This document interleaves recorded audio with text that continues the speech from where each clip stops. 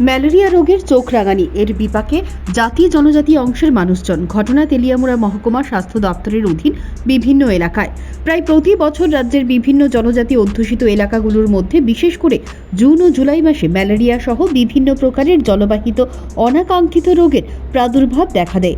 স্বাভাবিক কারণেই বিভিন্ন এলাকাগুলোর মধ্যে এই সমস্ত রোগগুলোর প্রভাব বিস্তার করে। এই ম্যালেরিয়ায় আক্রান্ত হয়ে বর্তমানে তেলিয়ামুড়া মহকুমা হাসপাতালে চিকিৎসাধীন 3 রোগী।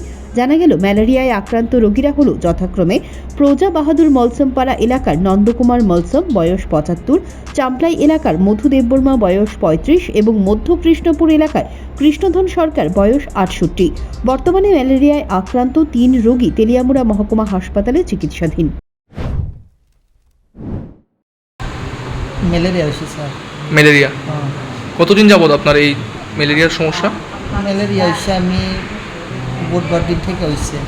আচ্ছা বুধবারে আমি আইসে হসপিটালে আইসে, আচ্ছা, এখন কি ভর্তি আছেন ভর্তিতে আছে তেলিয়ামুড়া হাসপাতাল? তেলেঙ্গানা হসপিটাল। জ্বর আছে, ম্যালেরিয়া তো আছে। ম্যালেরিয়া, ম্যালেরিয়া আচ্ছা। কি নাম নন্দকুমার মৌসুম, আপনার? কি হয়? আমার বাবা। আচ্ছা, এখন কই আছে? তখন তো হাসপাতালে, তেলামরা হাসপাতালে। আচ্ছা, কতদিন যাবত জ্বর? শনিবার থেকে জ্বর। মূলত পানীয় জল সংক্রান্ত সমস্যা এবং নানাভাবে অসচেতনতার কারণে এই রোগে ভুগছেন তারা। এদিকে নির্ভরযোগ্য সূত্রের খবর, এই সময়ের মধ্যে ধীরে ধীরে 18মুড়া এডিসি ভিলেজের বিভিন্ন প্রান্তে একটু একটু করে ম্যালেরিয়া সহ বিভিন্ন জলবাহিত রোগ থাবা বসাতে শুরু করে দিয়েছে।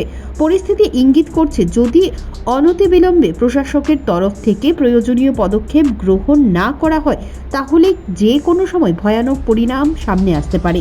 এদিকে সহজ সরল গিরিবাসীরা রীতিমতো আতঙ্কিত ম্যালেরিয়া সহ বিভিন্ন প্রকারের জলবাহিত রোগের প্রাদুর্ভাব নিয়ে। Bureau report, news prime Tripura.